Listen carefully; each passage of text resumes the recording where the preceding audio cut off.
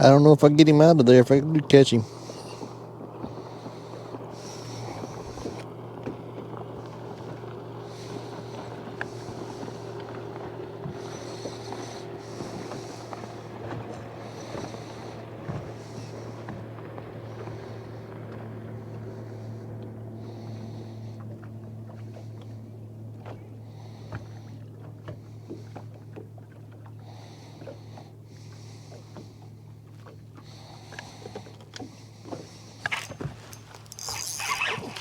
Oh yeah.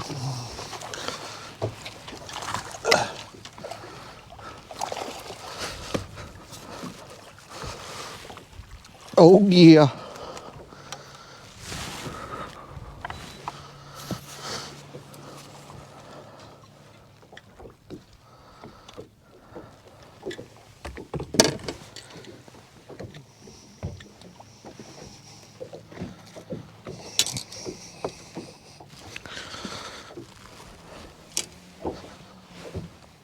Good solid chunk.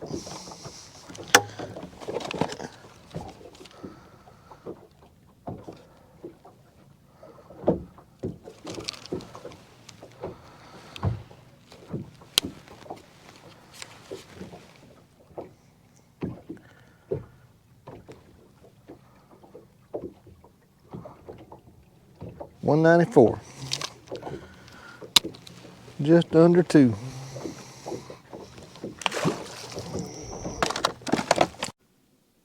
All right, so now you've seen the view from above the water, from the boat. You've seen what went on above the surface, and now we're going to take a look at what went on under the surface. Fortunately, with the new technology we have with fish finders, you can watch in real time what's going on underneath the boat and below the surface of the water, and it's really cool. So what you want to look for here, I'm going to pull up to this bushy tree.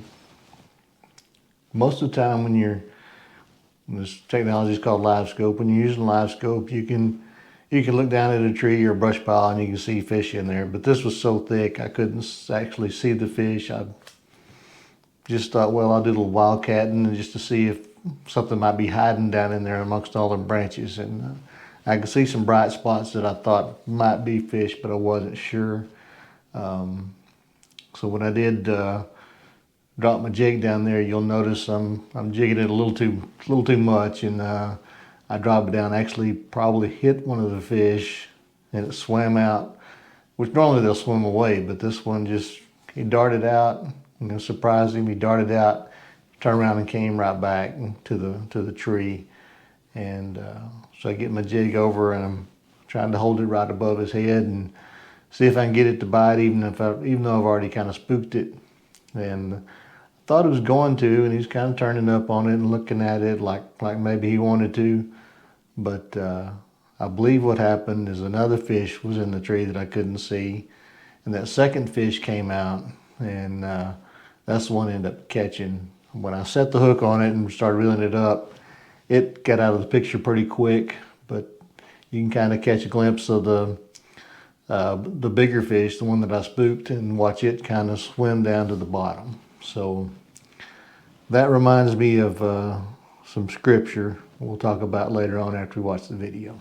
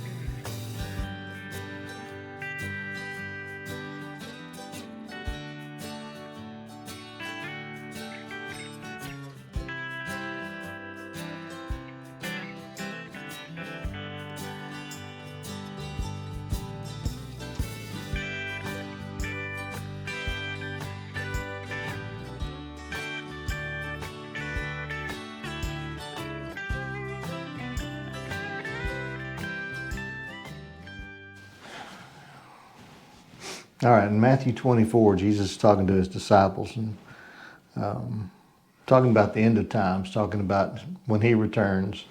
They're asking him questions about what to be looking for, they're asking for signs, and so they'll know when he's coming back. And he's kind of telling them, no one knows the day or the hour.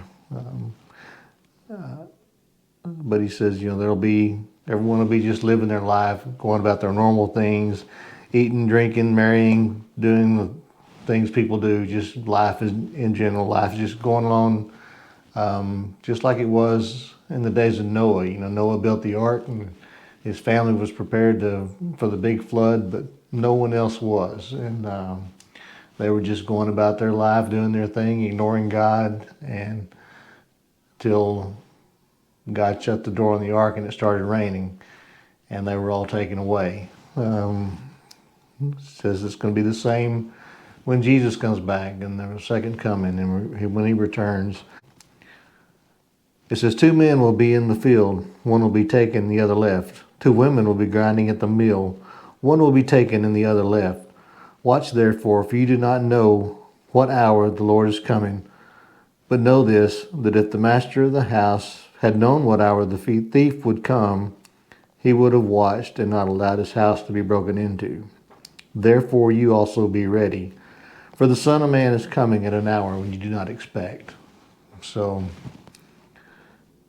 that one fish, that first fish, he got a little warning, got a little bump on the head and spooked a little bit. And he was cautious and didn't eat the jig, and so he got a little warning and he was prepared to avoid disaster. The second one didn't get that warning and wasn't aware, and he ran out and thought he was getting a tasty little morsel, and turned out to be some feathers tied onto a number 4 sickle hook. So he wasn't prepared. So that's what Jesus' lesson to us here is. We better be ready, because we don't know the hour, we don't know the time. And even if it's not his coming, we don't know in life when it's going to be COVID or car accident or whatever. We don't know what tomorrow brings. So we have to be ready. And that's the question for you now. Are you ready?